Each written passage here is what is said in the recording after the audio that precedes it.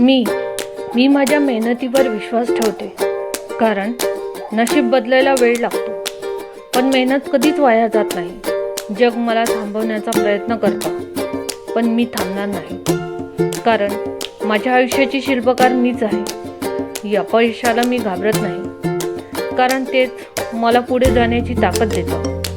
मी रोज थोडी थोडी सुधारते आहे, आणि हाच माझा खरा विजय आहे. मी पडते, पण प्रत्येक वेळी पुन्हा उभी राहते.